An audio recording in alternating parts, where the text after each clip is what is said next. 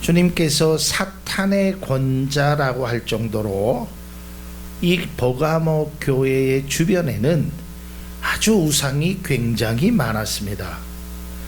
제가 지난 시간에도 말씀드렸지만 여러분 일본을 가보신 분은 알지만 일본에는요 우상들이 굉장히 많습니다.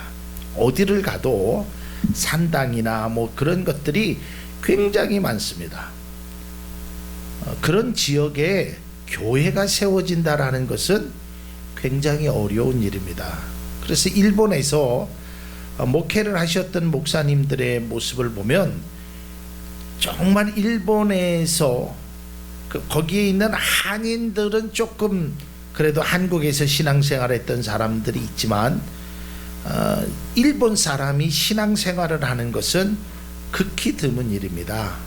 왜냐하면 주변에 늘 그런 우상이나 이런 것들을 보고 자란 사람, 그리고 그것을 섬겼던 사람이 하나님 앞에 온다라는 것이 결코 쉬운 일이 아니라는 것입니다. 그럼에도 불구하고 그 버가모 교회의 사람들은 주님의 이름을 굳게 잡고 믿음을 저버리지 않았다라는 칭찬을 들었습니다. 그런데 그 버가모 교회에게 책망할 것이 있다라고 주님이 말씀하고 있는 것입니다. 그 책망의 내용은 2장 14절에 이렇게 기록되어 있습니다. 그러나 나는 내게 몇 가지 나무랄 것이 있다. 너희 가운데는 발람의 가르침을 따르는 자들이 있다.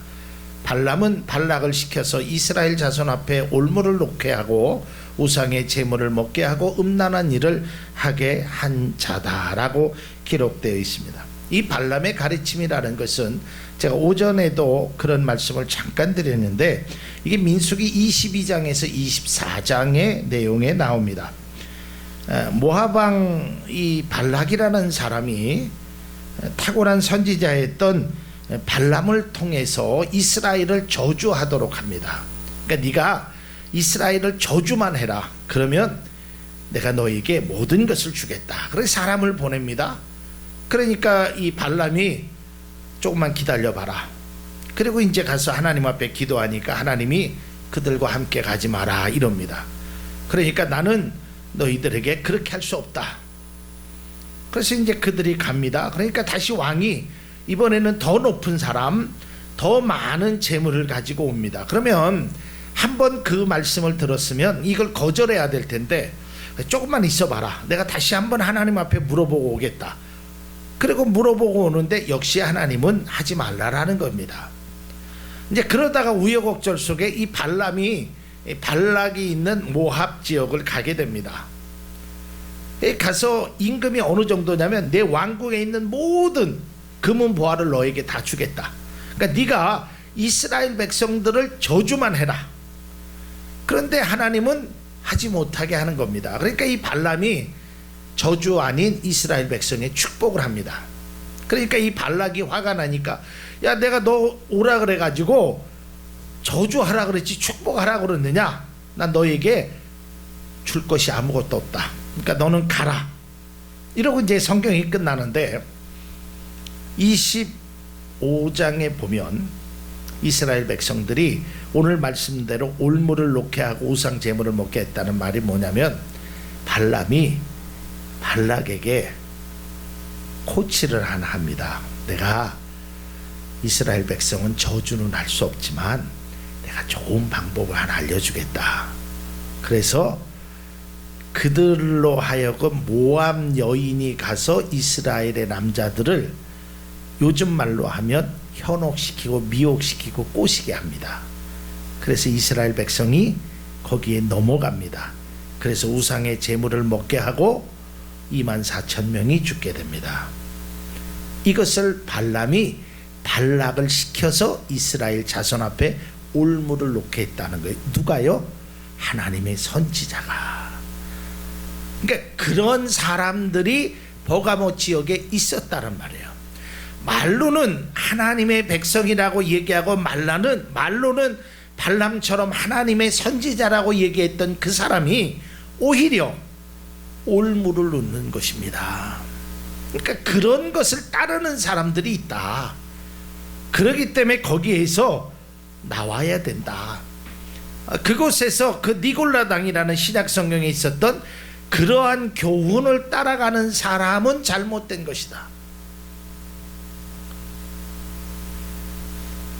요즘도요, 그 교회를 다니는 사람들 중에 이 사주팔자 같은 것에 관심을 갖는 사람들이 종종 있습니다. 그래서 뭐 무슨 일이 안 되거나 새해가 시작되거나 뭐를 새로운 어떤 것을 구상하면 그 사람들에게 가서 묻기도 합니다. 제가 얼마 전에 이렇게 길을 가다가 그게 무슨 사찰 같아요. 이렇게 광고판이 붙였는데 여러분들의 뭐 사주팔자를 뭐 이렇게 알려준다. 그런데 한 사람에 10,000원이면 됩니다. 이런 게 붙어 있더라고요. 그 어떤 불교에서 그걸 붙여놓은 겁니다. 여러분, 우리가 만일에 제가 여러분의 사주팔자를 알고 여러분의 앞길을 안다고 하면 그럼 있을 수 없는 일입니다. 누구도 여러분의 앞길을 아는 사람은 아무도 없습니다. 여러분, 절대로 거짓에 속아서는 안 되는 것입니다. 저는 하나님의 말씀에 쓰여진 것을 여러분들에게 알려주는 사람이지 하나님과 같은 능력이 있는 사람이 아닙니다. 목사가 무슨 특별한 능력이 있어서 그런 것을 행하는 것은 그것은 성경에 나타난, 오늘 성경 속에서 나타난 이 발람과 같은 사람이 된다라는 것입니다. 물론 발람은 어떤 하나님이 축복을 하라 그랬을 때 축복을 했지만 그 물질의 눈이 어두워서 그 물질이 탐나서 결국엔 마지막 순간에 넘어가게 됩니다. 제가 새벽에도 골로새서 말씀을 준비하면서 그런 말씀을 들었지만 이 발람은 무너진 게 탐심 때문에 그래요.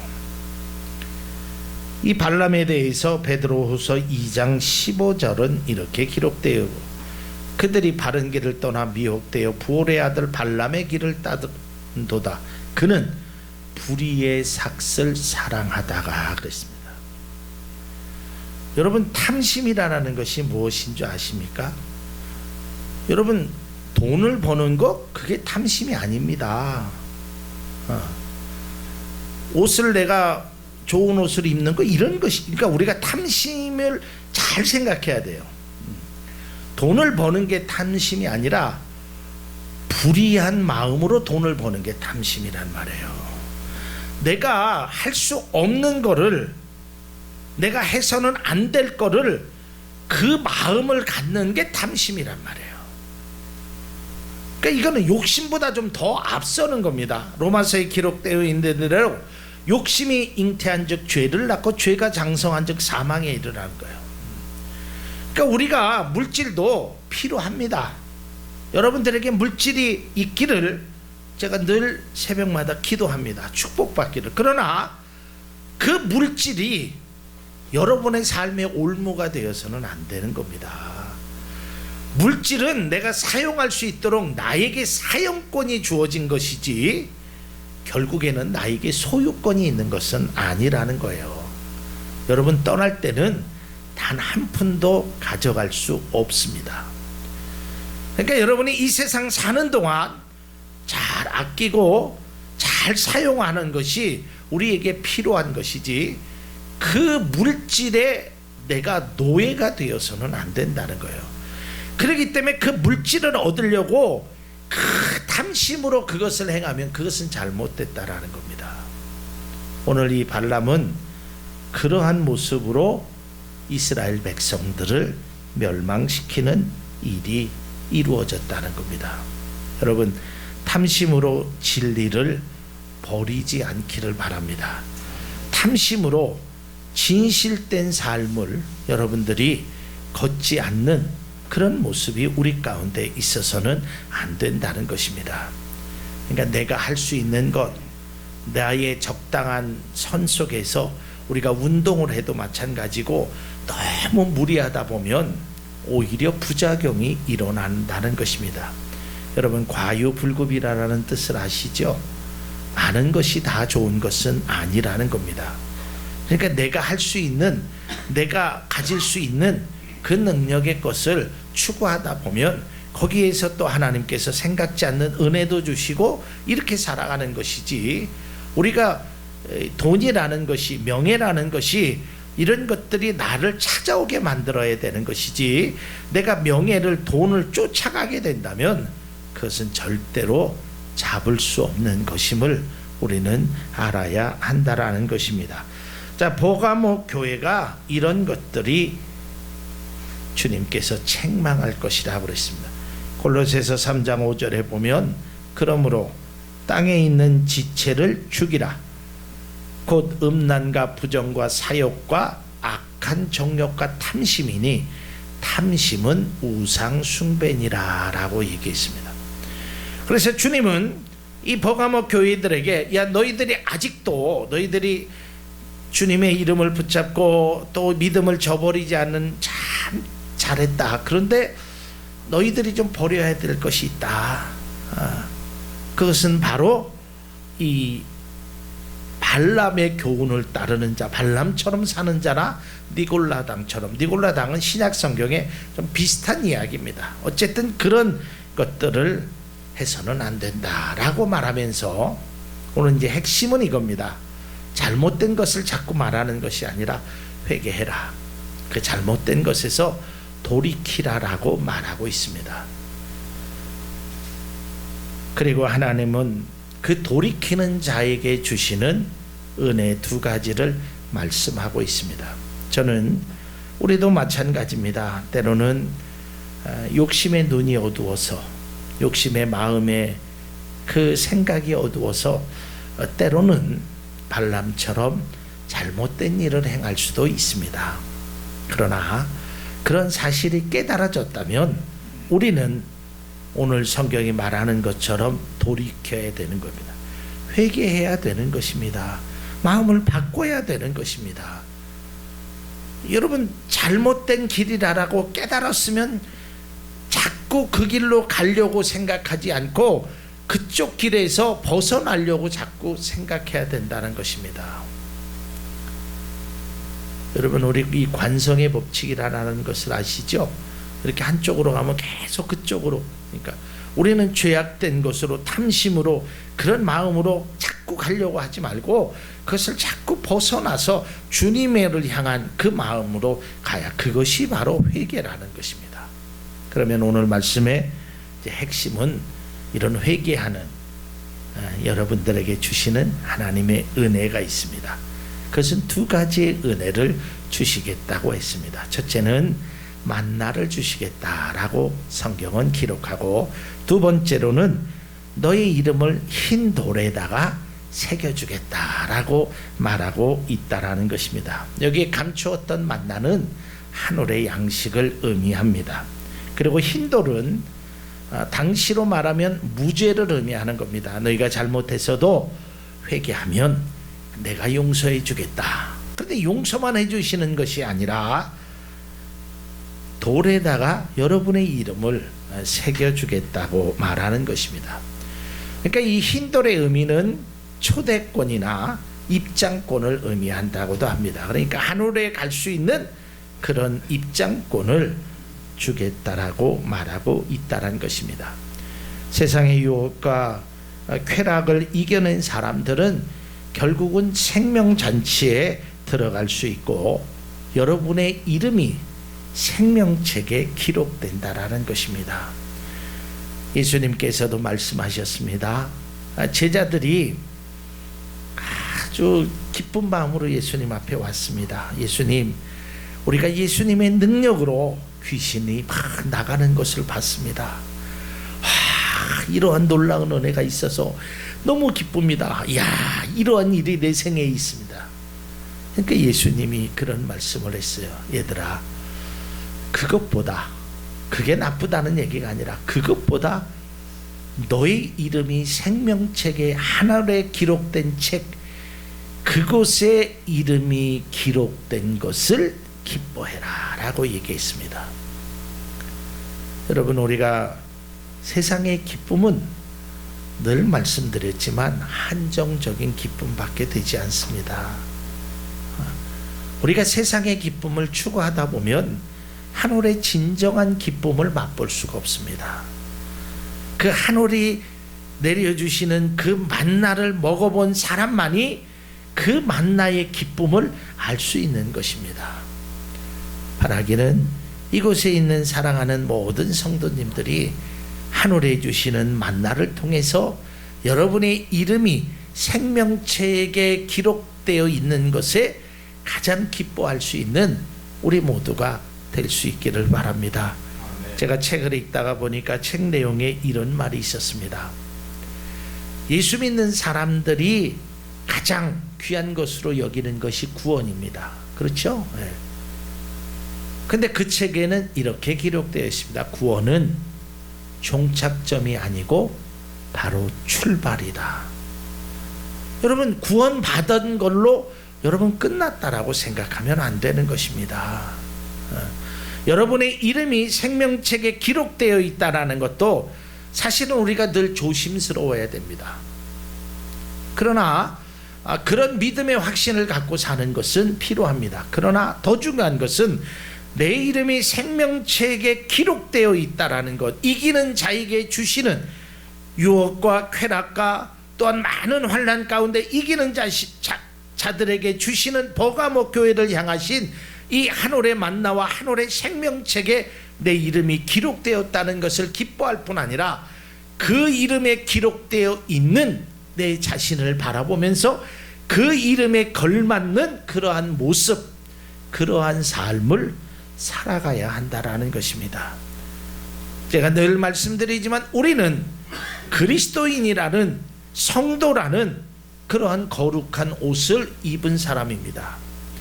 그러기에 우리는 그 옷을 입은 사람으로서, 하늘에 내 이름의 생명책에 기록되어 있는 사람으로서 거기에 걸맞는 삶을 살아야 된다라는 것입니다. 그렇기 때문에 우리의 구원은 종착점이 아니라 거기서부터 출발하는 것입니다. 언제까지? 그래서 구원을 이루기까지라고 성경은 말하고 있어요.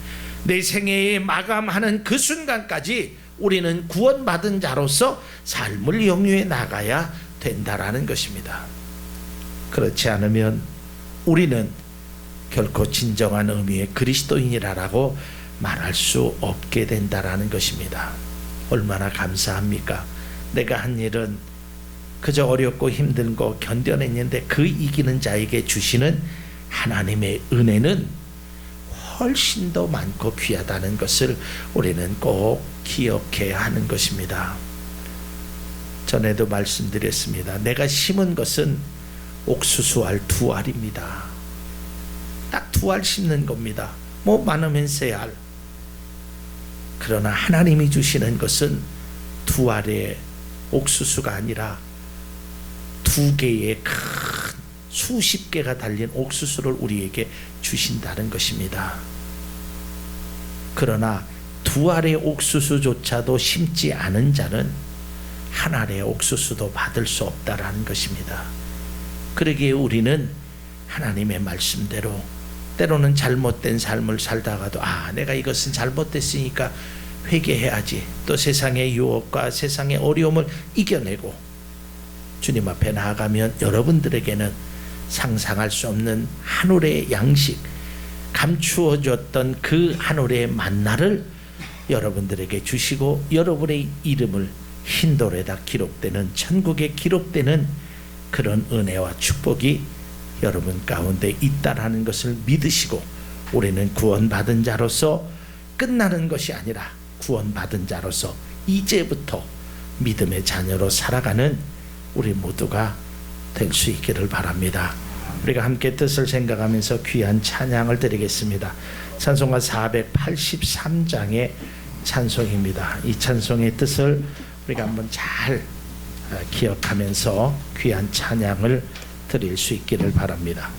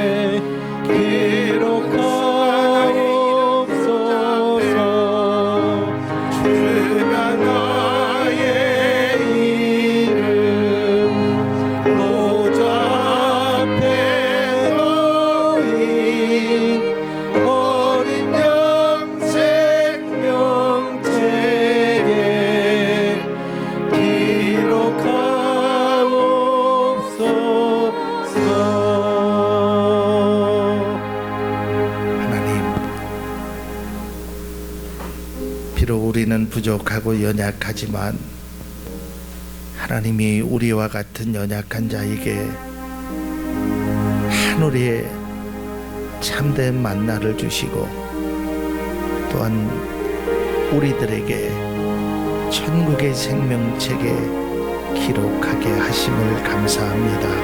하나님, 우리의 참된 행복의 가치관이 우리가 추구해야 될, 우리가 걸어야 될 진정한 길이 무엇인지 다시 한번 깨닫게 하시고 내 이름이 생명책에 기록되어 있다는 것이 가장 기쁘고 소중함을 다시 한번 깨달는 우리 모두가 되게 하여 주옵소서. 감사하며 예수님 이름으로 기도드립니다. 아멘.